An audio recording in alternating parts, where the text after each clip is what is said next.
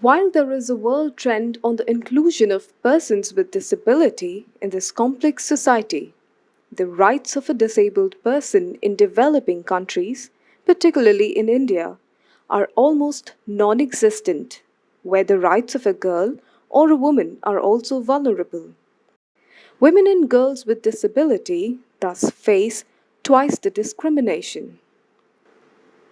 Shanta Memorial Rehabilitation Center, a credible disabled persons organization (DPO) based in Orissa, India, along with Development Research Institute presents e-courses to increase knowledge on gender issues focusing on gender-based violence against women with disabilities, living independently and inclusion in the society from a human rights perspective.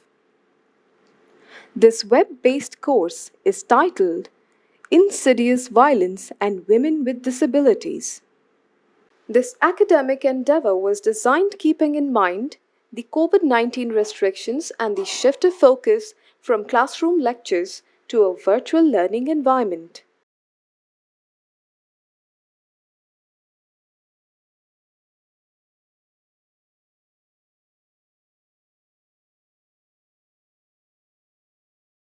With saying good morning, I also want to say I'm blind, and so that's why Reena is supporting me to get the camera angle right from my phone. It's a little tricky from the phone. I'm very happy to be here, and I don't know if Rajshri, Ashaji, Nandini, Reena, somebody wants to officially start, and then I can take it over. Just wanted to say good morning and thank you. I'll just say a few words, which is a very difficult thing to do with Nidhi because she has her biodata is so long that to shorten it is difficult. And when you want to shorten it, you leave out so many things like Jijas. We had problem yesterday. But to formally introduce Nidhi Goyal, she is, as she said, that she is a disabled. She's also a feminist activist from India and works on disability rights. And she has been for a long time. I'll begin with the best thing that I like about Nidhi is that she's also India's first female disabled stand-up comedian. And that is there are very few people, especially in the disability field, who use humor to get across what they want to, and especially on issues like disability and gender, it's very very difficult. The other thing that I'm very proud to be associated with Nidhi is that has been elected to the board of Association for Women's Rights and Development, AVID, which all those who work on disability, those who work on gender, will know that it is not a disability organization, but it is a gender organization, and she has been elected to the board as the president, and I think she is the first. I have known David for a very long time, so I don't remember any other disabled person joining David's board. So maybe she's the first president whom they've had, and maybe even a member. She has also been part of the UN Women Executive Directors Civil Society Advisory Group, and a lot of work that she does, and she is still doing, because this is also the year of Beijing. And since last year, we have been doing what is called gender equality work that has been done under the Beijing platform for action. She is one of the leading persons in that, in disability rights. And also, in India, she has made her mark also as a human rights activist and as a member of the National Human Rights Commission, and also been invited to the Diversity and Inclusion Task Force by FICCI. She does a lot of human rights work on gender and sexuality, and has been working with Human Rights Watch, with CREA and other, and cite report her organization, which he has Rising Flame, which brought out with Site Savers a report on COVID and gender, is one of the most well-known that I have come across today. So I'm very happy, Nidhi, that you are with us today, and we are looking forward to you. The speaker of this web course is disabled feminist activist Nidhi Goyal from Mumbai, India, speaking on role of advocacy research in dissemination and building coalition. Thank you so much, Asha ji. That was coming from you, very generous words of appreciation, and thank you for also supporting my journey and learning and growth. Good morning, everyone. I'm very happy to be here, and I just wanted to straight dive into the subject. I'm sorry for the technical error at my end that I'm joining from my cell phone, but technology just tricks us sometimes. We basically are here today to speak for the next hour or so, or 45 minutes maybe, about the linkages of research advocacy, um, also research and training, because I work at the axis of research writing,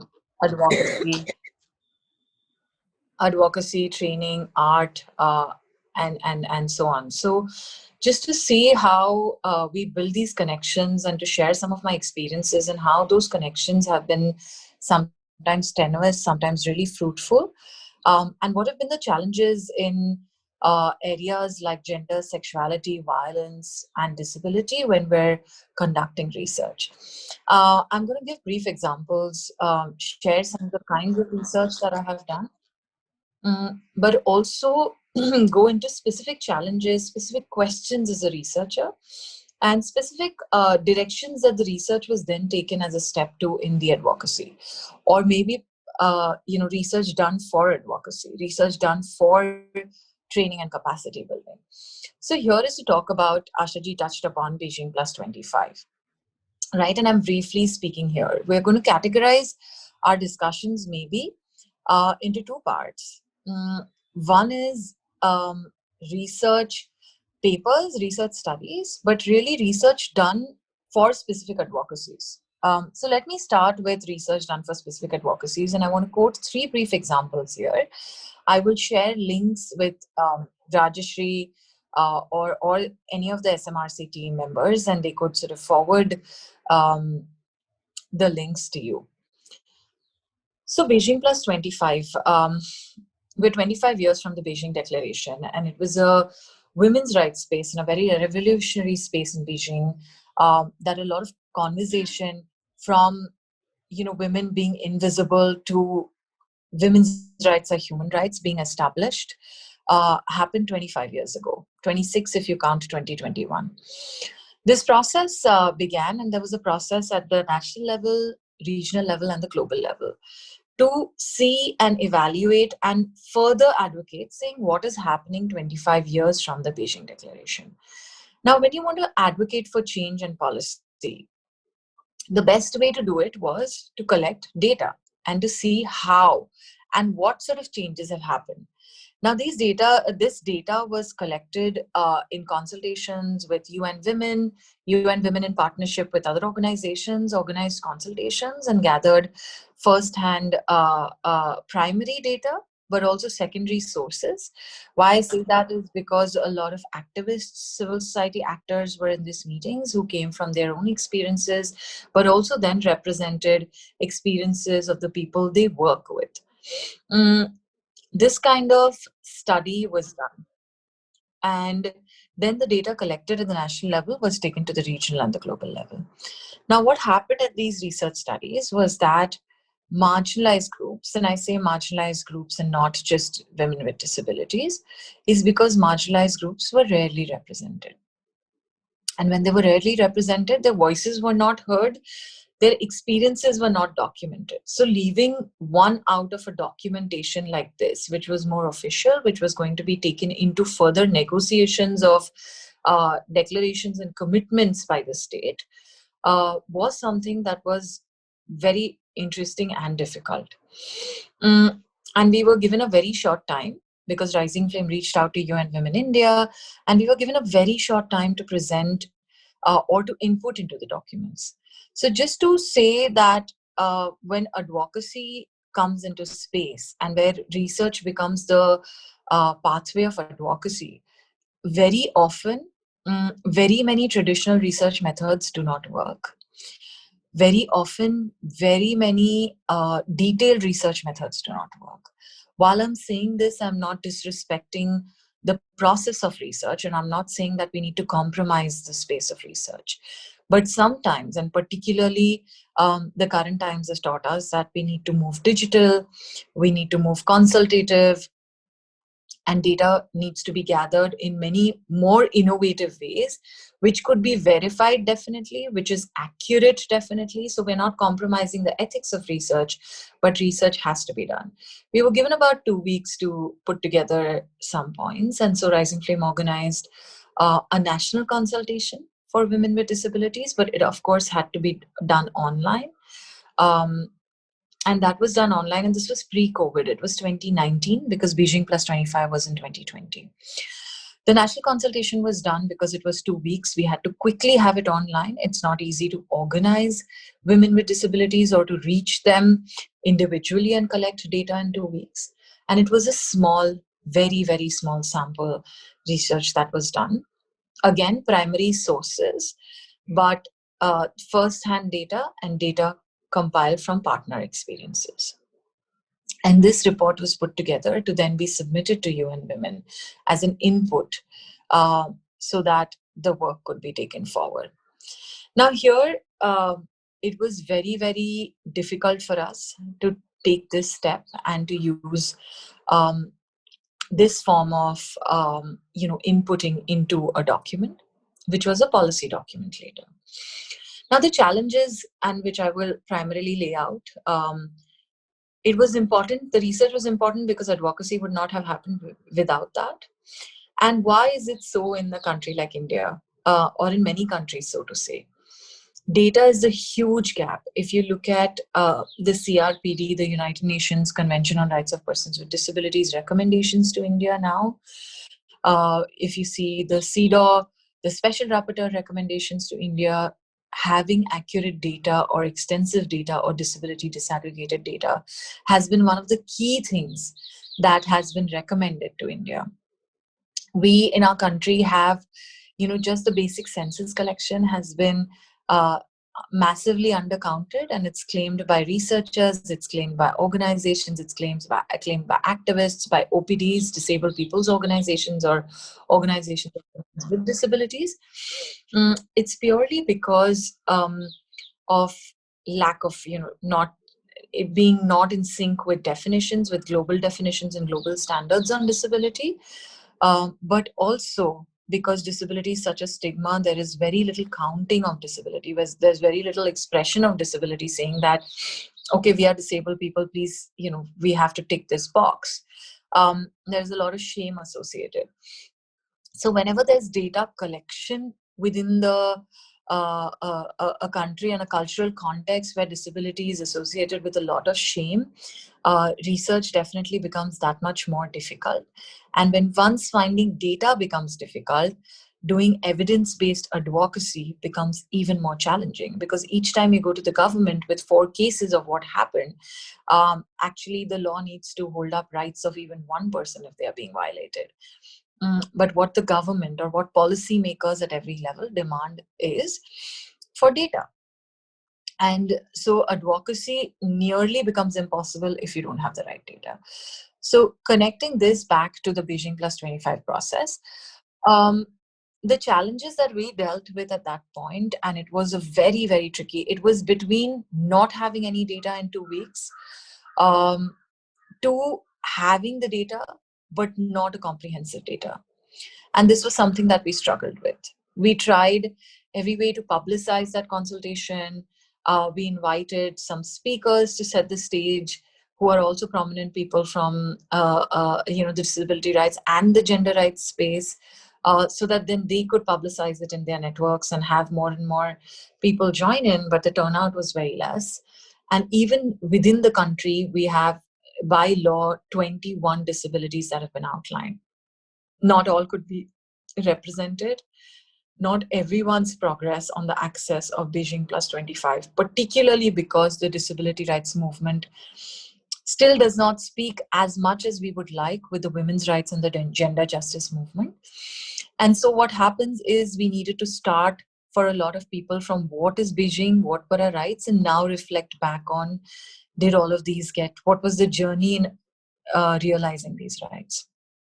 So, lack of awareness was one, that we could use this space to produce data on the access on the guidelines of the Beijing Plus 25. And we could also use this space for research and advocacy. So not just to collect data, but also to advocate. That consciousness and awareness in of itself was less. Or not as much as we would like. And then the second step was that in this short span of time, which is often what happens in policy advocacy and submissions, is that you have a very small turnaround time. And so the question then remains is either we don't submit data or we submit data of whatever we have and not worry about, try our best, but not worry about it being comprehensive. The second piece of similar but different challenge that I wanted to present was around the COVID crisis. And last year when I'm going to pause here to just see if I'm very fast, if there are any accommodation needs that I have not recognized of the participants, if there's an interpreter or anything else and I'm pacing it fast, or if anyone has any questions still here.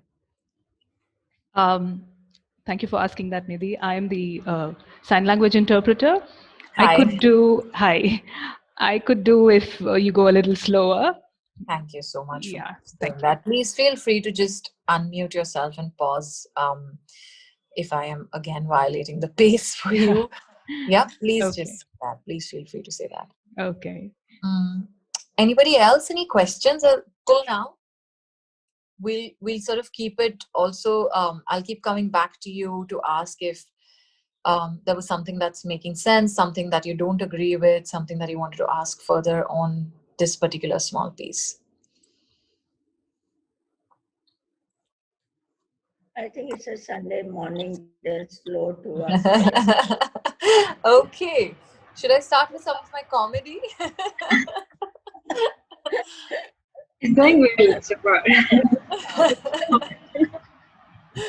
Okay, great. So while you'll try to have a cup of tea while your blind facilitator doesn't realize that you're munching on your breakfast and having your tea, let me move on to just tell you about the COVID crisis, right? And again, some of the ways that data was used in research has been linking to advocacy.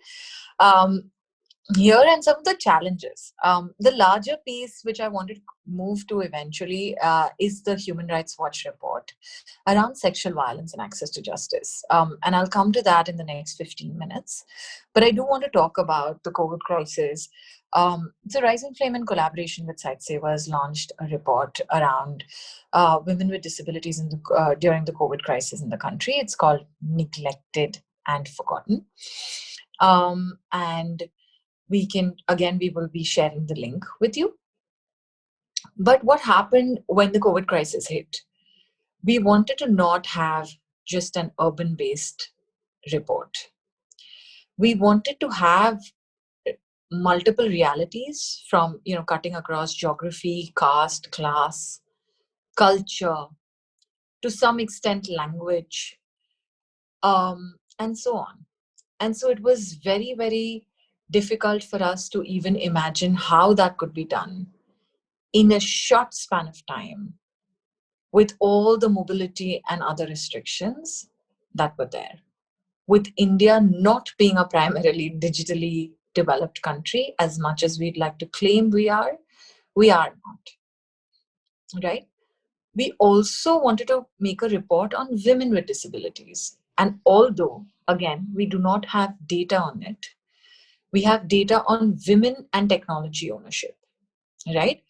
Data says that very, very, very few, negligible number of women as compared to men own technology. right? Own their personal cell phones, laptops, computers, even if they could afford it. Or in families particularly, where the affordability is lower, male technology ownership is prioritized over women. But we again did not have enough data to say how much technology, and particularly assistive technology, had penetrated the rural areas and penetrated the community of women with disabilities. So here we were, a comprehensive report that we needed in a short span of time. One was to really have strategic partnership. And coalitions, collaborations, and partnerships work like this. We had the research capabilities.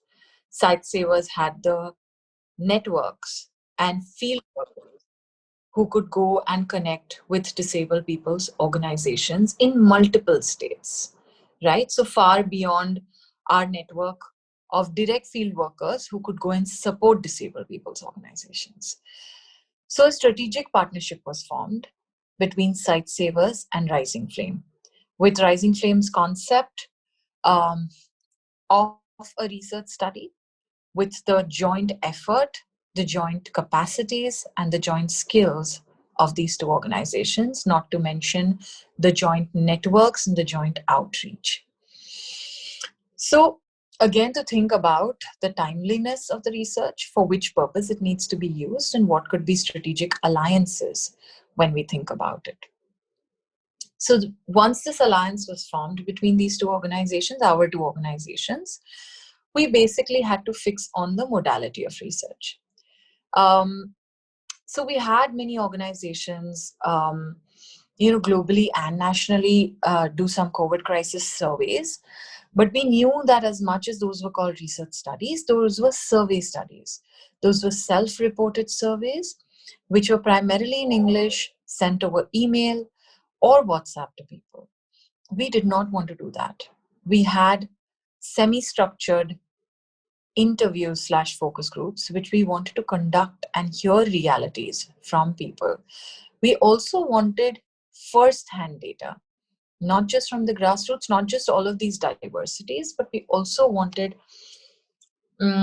first-hand data of people's own experiences. So we did not want to say that we've heard, because what happens in crisis situations, and this particularly caters to crisis situations, is that hearsay becomes the research, the data that people start providing in a self-reported space.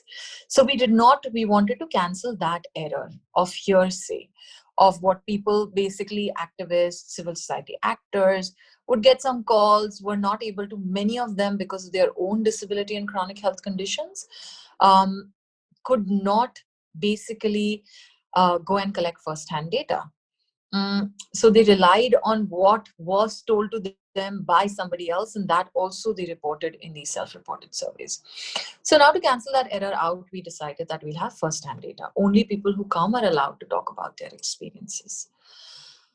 We decided, from the past experiences and the few people who had, or many people who had reached out to us from our partner organizations, grassroots partners,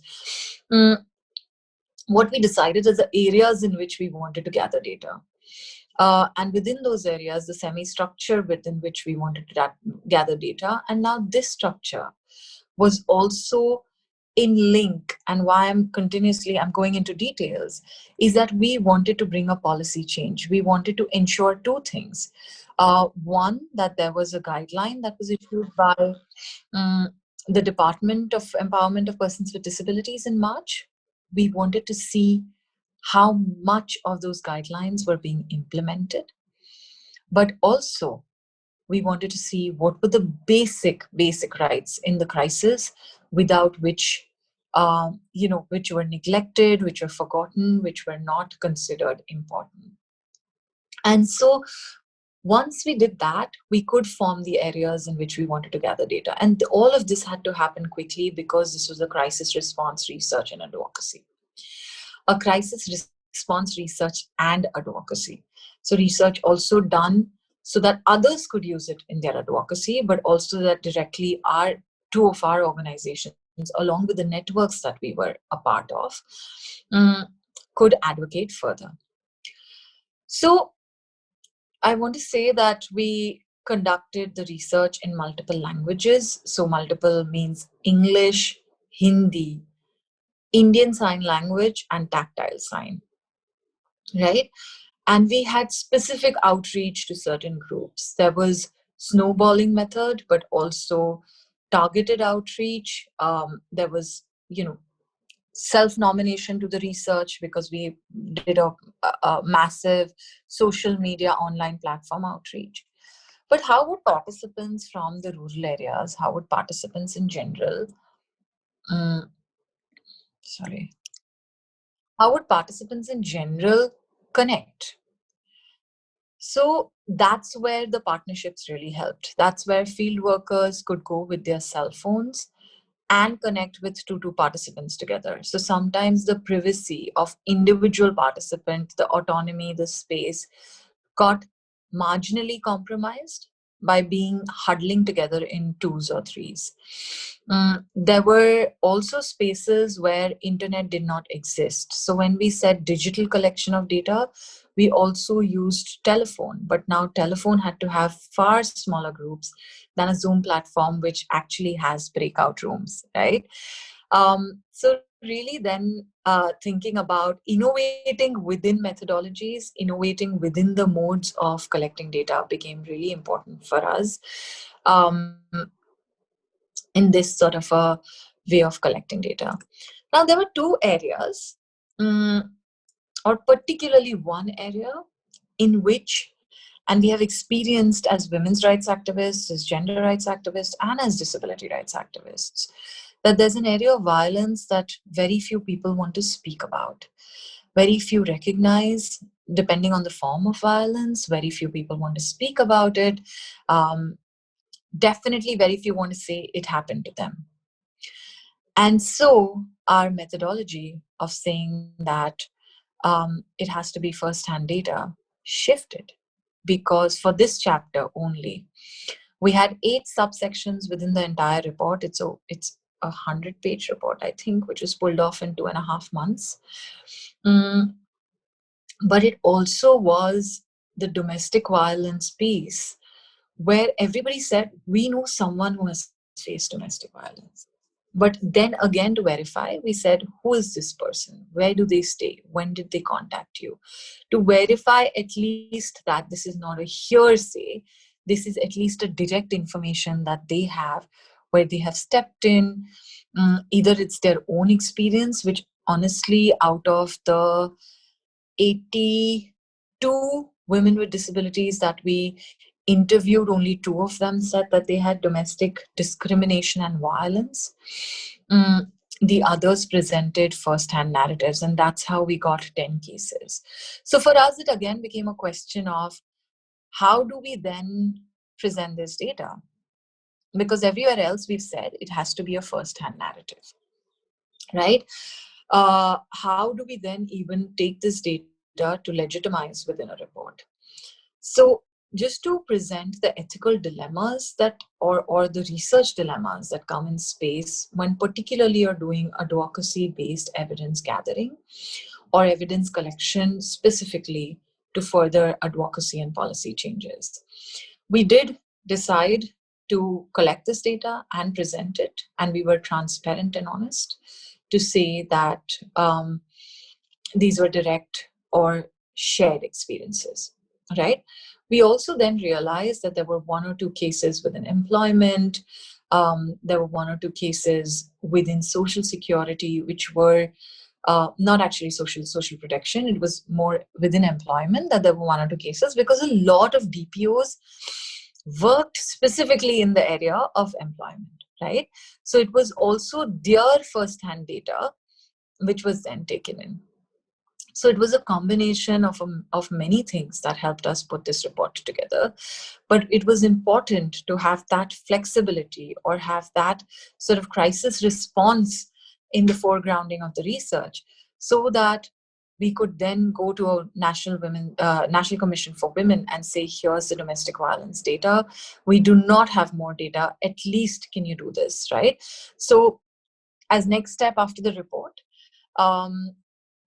we have also translated the executive summary, which gives an overview of the report, the summary of the key recommendations, etc., into Hindi. We couldn't make a timely, easy to read version because of lack of experts within the country to quickly make. We don't have so many experts to make easy to read versions within our country. And so we struggled quite a bit with that. But here's what we came up with. The report then became a key input into the National Human Rights Commission's special monitor report. So the recommendations and the realities could feed into that, a direct report. A report was also produced in the southern part of the country in a public interest litigation as evidence. It was filed as evidence, right? It was also taken by us to various ministries. The National Commission for Women circulated this report then to the various state commissions and urged them to put pieces in, put some of the accessibility pieces in place. The National Commission for Women was also strongly encouraged, and we have a commitment from them. I don't think it happened after that, but we still had a commitment from them to then collect at least the data that they received, the domestic violence complaints that they received, as disaggregated, because we don't have disaggregated data around violence against women with disabilities in the country, other than organizations like SMRC who've done research on domestic violence and many other important research studies, and a few other organizations. There was an organization, Asmita, there was Point of View. So very, very few organizations have done studies around women with disabilities. So a couple of learnings from this space was also for us that, one, when we produce an evidence, we produce a research to really further advocacy, and we publicize it in that way. We also share it in that way in the networks. It's used definitely also. So also the report was used by the UN. The Special Rapporteur Disability, who's a global position that all of us know. He produced this as a part of his recommendations and scenario presentation for the United Nations Conference of States Parties, right? So just to say that research anyway gets absorbed by someone or the other in furthering that research, in evidence-based advocacy, in policy changes, in filing of evidences for litigations, for cases, for negotiating at personal policy and state level. But what it also means is that a lot of quick decisions, particularly in crisis intervention, when research is done as a crisis intervention, a lot of quick decisions have to be taken. Some agility is required. Planning may be required, but strategic alliances are absolutely a must. The larger the scale, alliances become even more important, and that's very evident. Again, not sure it's been mentioned in the course, but in the whole process of the CRPD shadow reporting that we all did as a part of Women with Disabilities India network, right? So collaboration and alliances, finding solutions to ethical and other research dilemmas, having that agility, and then presenting it in a way that it says research, advocacy, but also public document, which should further advocacy of other people. I'm again going to pause. We are halfway through our session. I just wanted to pause here for any questions, and I want to then take people through particularly what happens in, when the research is around difficult subjects, around taboo subjects, around spaces that you don't expect women disabled researchers to be leads. So we'll move into that in a minute. I'm definitely going to pause here for 2-3 minutes to just see, or if people want to take a 2 minutes break, stand up, stretch, ask me any question. Yeah, hi Nidhi, this is Geetika here. Am I audible? Yes. Okay. Like I can very much relate to what you said, like getting first-hand information when it comes to especially, taboo subjects such as violence against anybody, women or men. I experienced the same when I was doing research on female feticide. Like many of the women knew somebody, and it was from, like not from poor class, but obviously from upper middle class and people who are very economically well off. So because only they can afford such things, but they knew someone or the other who had gone through this process. But at the same time, when a person, like she was a sociologist and a psychologist, when she was there with me, people started giving information about themselves, because what she was doing, trying to say that this and this has happened to her. I'm not sure if that was actually true or not, but when she started sharing her own experiences and said, but this had happened to me, and I had a daughter, but then again I had a daughter or some of my relatives, then I felt really bad. And then they started, oh yeah, this is true, actually this happens. And that's how they started pouring in their own, and it was I could see a tremendous difference because of the kind of experience she had and the way she could get information from the people. So I was wondering if it's a good strategy to accompany a person who's a sociologist or maybe a psychologist who can kind of has a way to get data from first-hand information from data from people like Right. that also. And I also want to know if when you were trying to get information from women about violence, were they in the family or were they just alone? Because that also make a big difference, you know. Right. Yeah, Right. Right. yeah. Very interesting questions, and helps me also add a couple of points that I missed. So, one, to your first question, Yeah, relatability definitely helps, right? So, this yeah. is also something that I wanted to, I completely slipped my mind. So, really grateful that you brought it up. When women with disabilities have to be asked questions, if there is a disabled woman asking questions who has Mm-hmm. some experiences, Mm-hmm. right, around that, Yeah, yeah. it definitely helps in the other person opening up. At the Right, same time, just a disabled woman asking another disabled woman also becomes relatable, right? Because there's somehow right. that understanding that you will understand that I had these issues and you'll not judge me, right? There's somehow something there. Now, Right. what happens is, and this will come in the Human Rights Watch report, because I had a co-researcher, which I'm going to come to now, but I'll just present the scenario that I had a co-researcher who was non-disabled. Um, Okay. a lawyer, a gender rights justice, a researcher at the global level, but she was non-disabled. So a lot of women spoke to Mm, me and not to her. Even if both of us were sitting in the interview, they would address it to right. me, right? They would Okay. consider her as an observer or someone who's taking notes, True, but they would true, true. address it to me, right? So Right, that right. becomes extremely important. But in the True. COVID report also, what we found was, because we had one male researcher, right? So Okay. we had Ketan Kothari from Site Savers also conducting a few. We would break out into.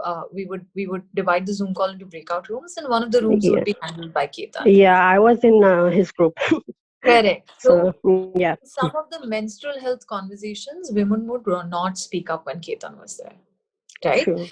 So what we then did, definitely, that Mm-hmm. for the calls with extreme participants who were from conservative contexts, even more, right? So this is Mm-hmm. also a huge assumption, but it also came from a experience that DPO partners could tell us, saying yahan par ye sab baat nahi karenge, that they would not speak all this to you. So then Mm-hmm. on the calls where we had to take the phone calls, right, Ketan was Right. silent. So Mm-hmm. even though his presence was there and I was questioning, the women would speak about their menstrual health and sanitary Right. napkin issues. But when they heard the voice and they felt the presence visible, they would Mm-hmm. then free. So data collection also becomes very important on who's collecting the data, but also the methodology that you're partner or collaborator, psychologist, sociologist use is very often a training methodology that we use, right? That when we have to do self-reflection in training spaces, we come up, we share our own story. So we say you have to be a very vulnerable, and that's a very new form of experiential research that's coming up, where it's sort of an activity-based training space where people through self-reflection share their issues, share their journeys, and then you categorize them into the research areas that you wanted to accomplish, right? So it is a creative, innovative research methodology that is still that people are starting to use now or have been using. And it definitely works. But now for me, right? If you ask me, I would not go into and that's really a call that each of you could take, right? That I could go into a research space and say that a very close friend of mine faced this. If I haven't faced violence, I would not say that I have faced violence, right? I would say that, however, that a close friend of mine has faced violence if I have met someone at the training space, or say that I had a chat with this person and they opened up and it was very difficult for them, but then they shared their story and I would share the story and then say that they really been like whatever, right? They found solutions or could work with us or something. Sorry, there's a complaint that there's some other voice coming. I can hear everyone clearly. Anyway, so this was for the first question that you asked. So it is important. The second, sorry, what can you repeat? I just answering in the first question. I completely forgot your second one. Ritika, you may mute yourself. Yeah. Sorry, just wanted to ask repeat the second question, please. I forgot to note it. But my second question was just that if they were alone or they were with somebody when they were reporting about their violence, because obviously they will express more freely, because when they are just by themselves, and if you just assure them that your name will not be revealed and all that, because so that's what was my second question. Right. And there's a question in the chat box. I'll take that as well. So thank you so much for the second question also. Most of them were living with families, right? Okay. It was difficult. But some of them who were, the two people who reported, one was living with her husband, but was in the other room and was much older, had been married many years, so could say some of the things. The second who reported the first-hand incidents was separated. Not divorced, but separated. What also happened then is that Rising Flame took up her case and supported her further to file, right? So it also leads to direct interventions. Research can then, depending on what your organization believes in or you as a researcher want to do. But it's also important to note that when there was reporting by the activists who women had reached out to, we could not note one or two cases because they said we only have these 6 lines of information, because the rest, and particularly in the case of deaf women, they said some of their family members are also deaf. This young girl. So one of the activists said that a young girl from rural Haryana called me and she wanted to say something, and I only got these 4 lines that she was being. I don't have the full information because she would call at night and sign in the dark because she didn't want others to see that she's calling someone. So you can still speak in the dark, but you cannot sign in the dark.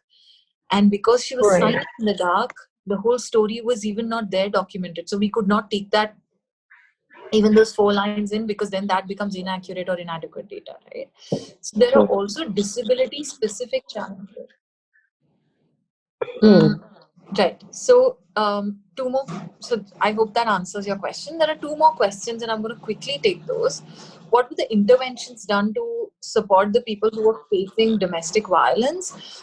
Somebody has asked. So I want to say that one of the survivors who spoke candidly about and wanted to take the legal route, we worked between them and coordinated the interventions with the special cell, a legal rights organization called Majlis. They were based in Bombay. So we connected them to all of this. We helped them draft the letter. We transcribed them. They gave their whole testimony. So individual level intervention was done. support of introducing to other organizations was done. But there were not many more domestic violence survivors directly who came to us, right? We also had a call with all the grassroots partners, particularly participants from our Hindi calls, who were also doing intensive grassroots work. And we asked them if we could build smaller modules and do trainings for domestic violence. And they said, please let us just have food right now, and then we'll think about violence. It's okay if someone beats us up, but we need to survive this pandemic. As much as a rights-based approach, I would not agree with it, but I also wanted to be practical, and our organization decided to then raise funds to support some food and survival distribution, equipments and things distribution. So depending on what the partners, because we always say in disability spaces that, provide what's needed and not just what you think people need, right? So just to say that these are few things, but domestic violence intervention will go on and continue, and building capacities, connecting, legal literacy, all of that will continue from this report. And as I said, at the higher level, the advocacy with the National Commission for Women, with Ministry of Women and Child Development, all of that has been happening. Now, the another question was asked in the chat box saying, if women with disabilities interview women with disabilities, wouldn't they be biased? That is what the researcher's role is, to not have the bias, right? To be objective while collecting data. And it is just that anybody could have bias, right? So I could have bias for and against. If I'm a non-disabled person, I could be very ableist in my approach, and I could have that biasness against disabled people. So if someone's really trying to say how something impacted mental well-being, we'd be like, but that's not, you're being too sensitive. If I had a bias, I could say you're being too sensitive. There's nothing to impact in this, right? If I have another bias that I'm all for women with disabilities, and I'm not being an objective researcher, I could be like, oh my God, she's not saying, but this would have totally messed up with her mental health, right? So I'm just giving very basic examples of how any researcher's bias could just impact the research. So I just to say that that's a part of research, and that's how we.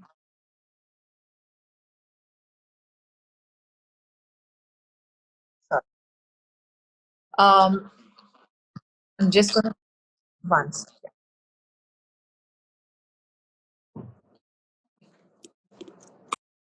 I've turned my voiceover off, and I'm going to request Rajshri or Reena or somebody to read out if there were more questions, because there are constantly questions coming in, and that's my software keeps talking. So I'm just going to say that bias is, we really need to take care of the bias, and as researchers, we really need to work with that. With this, I'm going to pause here to come to the last example that I want to give. And I again want you to watch a video there. We don't have enough time to watch it now.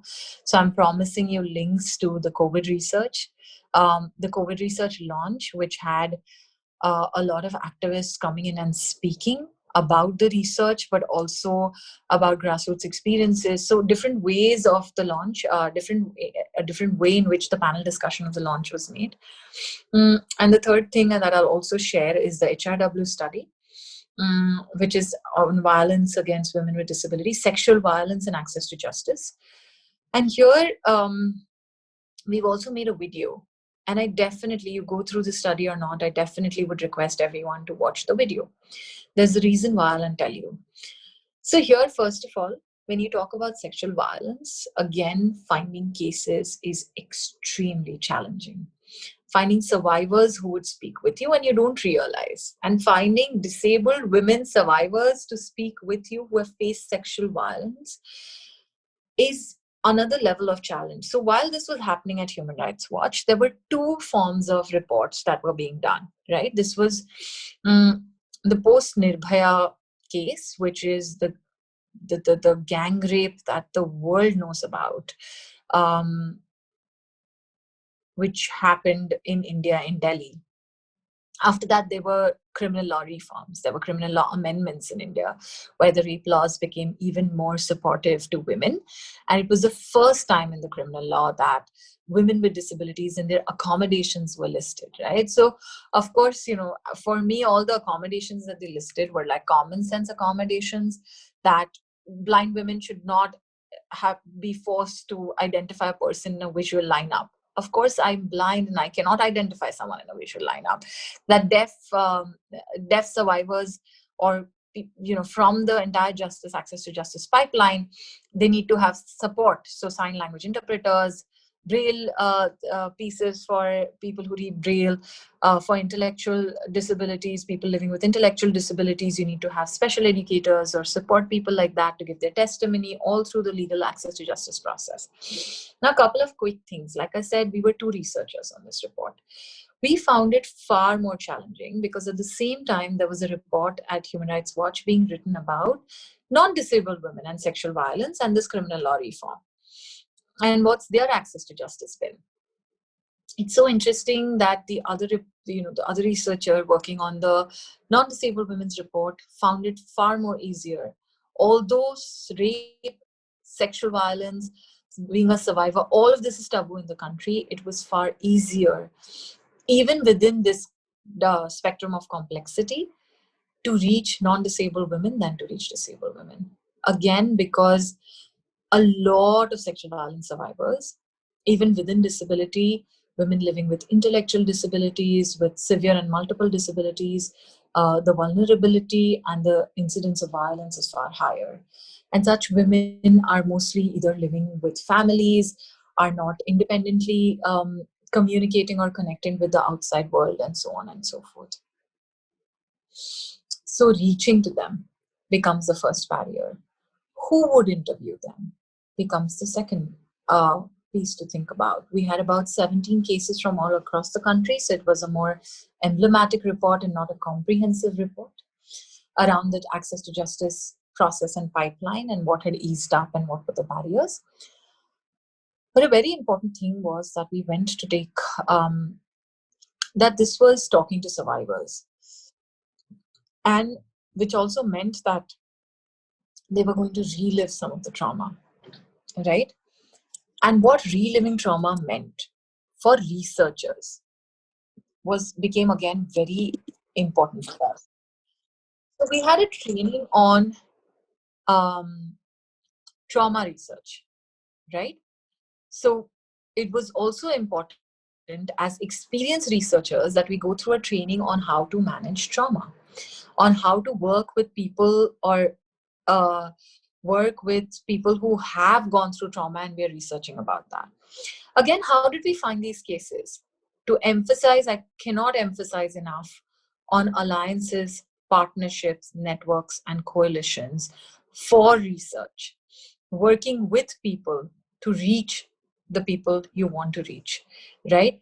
Because partnerships really helps us get the best data, and data really helps everyone and not just the organization who's publishing that data.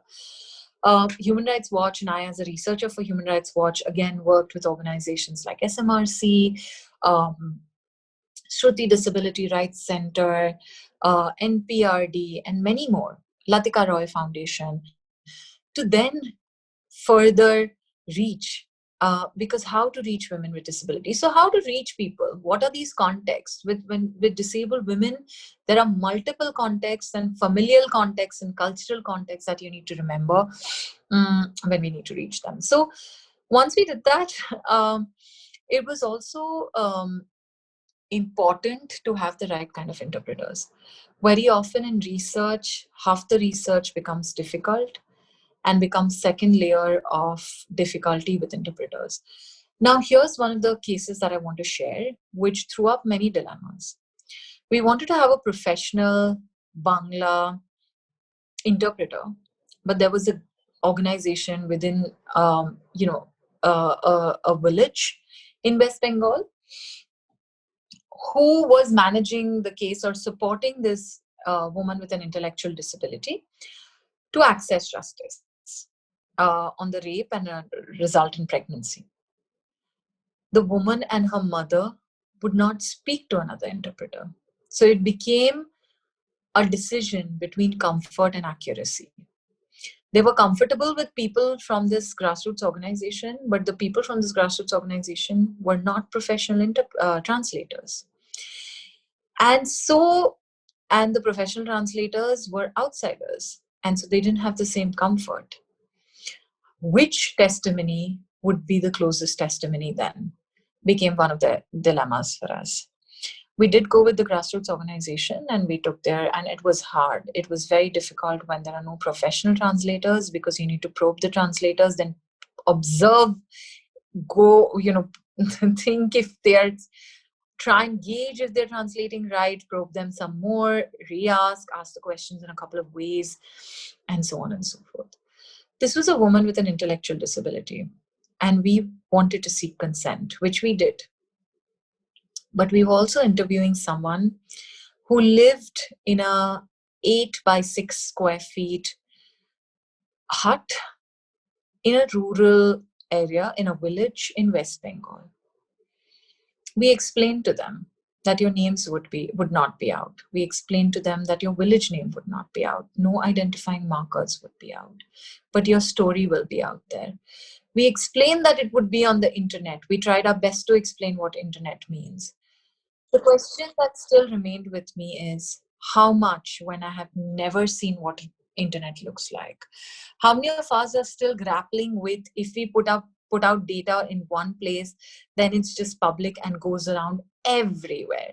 How many of us are still grappling with privacy and non-privacy on the net and digital platforms?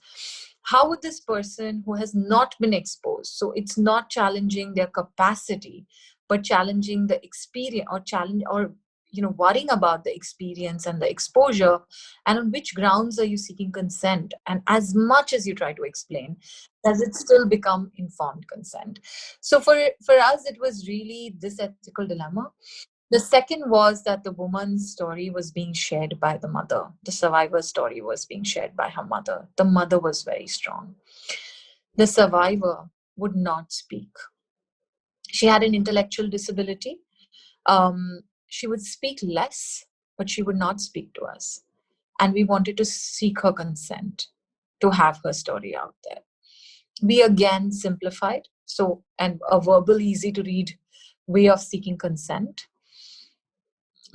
And eventually she did say yes, because her mother in short then said, "They're here to talk about the bad man." And she nodded and walked out of the room. For researchers who want to do, as researchers who were working on violence, this was a huge ethical question, for me at least personally. I'm conscious that I don't want to run into Jija's time.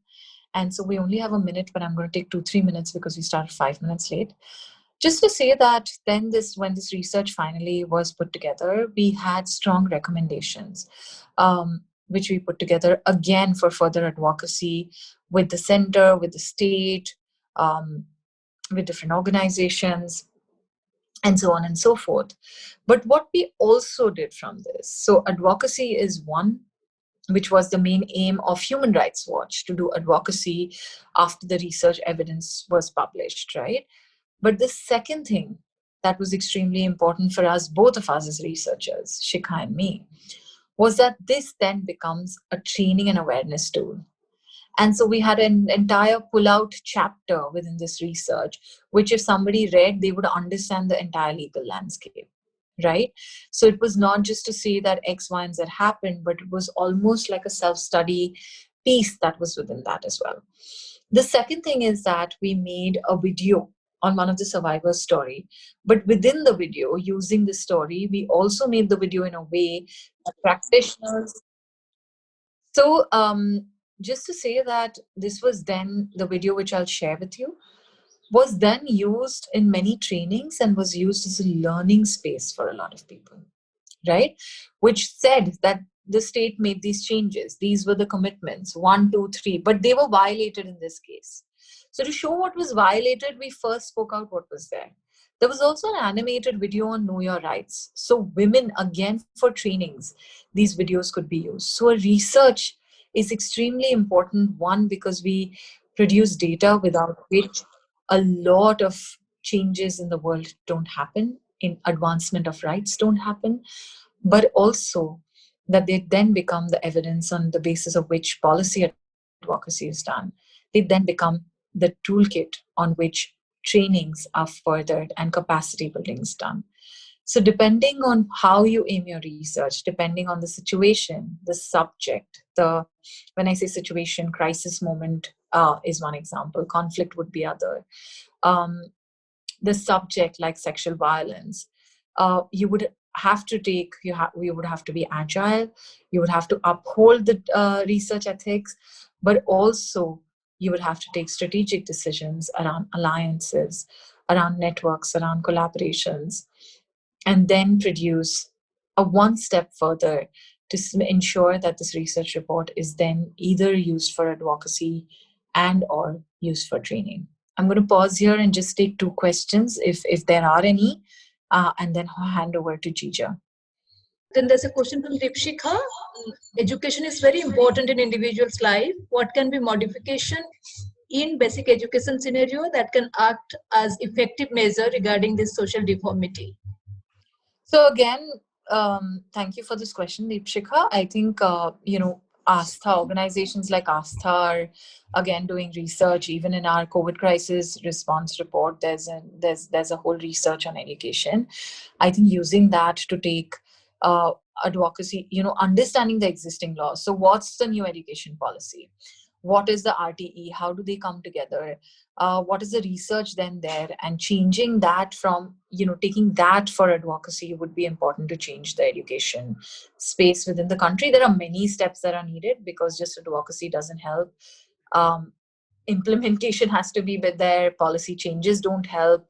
It has to penetrate downwards on, to each sort of university, schools, special schools, responses, access, all of that. So I'm not giving a very helpful answer, but the starting point will be to assess all what's there within laws and policies and all the data that exists before taking any further steps.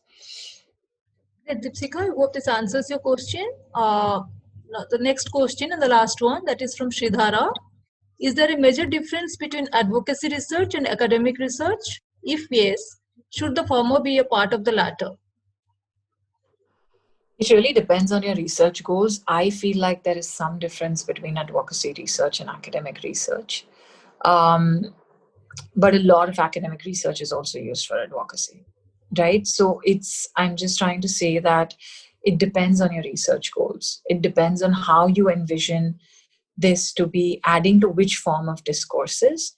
And that's a call that you, the organization, the institution needs to take. Every research is important and every research is used, but it's not a whole and a subset. So advocacy doesn't become a whole, or academic research doesn't become a whole or a subset. Each can be used into the other.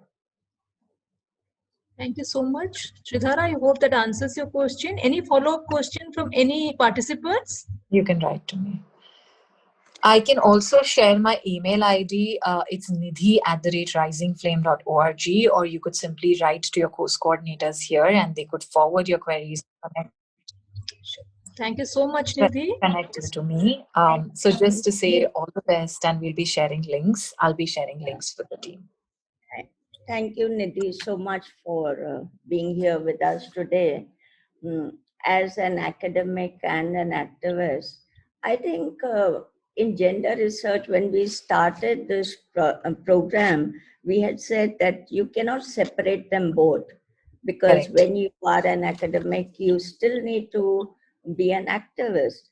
Otherwise, your research, if it doesn't see the light of day, it is of no use to you. So if today gender has come forward on any of these issues, it's because many of the women or most of the women have been activists. Right. The other thing I think which needs a lot of our attention is I did refugee research long back, but the trauma of talking to people, it was violence in different forms, even in made me drop refugee research because it was becoming too much for me to take. The trauma that you take over from the people whom you are interviewing is also something that has to be taken into account. Whether it's an academic or an activist, these are things that do happen. And another thing that I have found problematic when doing research is when you have people who help you to do the research, to train them is the most difficult part, because it is not when you ask a certain question, you need to emphasize on certain issues in a different form. There are nuances that are there which can escape. So I think that is something, again, that is a very difficult and a very problematic issue. It's easier a little bit in academic research than it is in the activist research.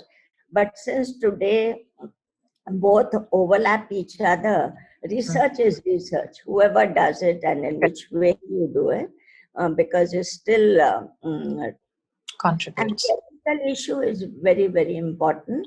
In fact, all researchers today are asked to see that they follow ethical guidelines. So that is important in issues like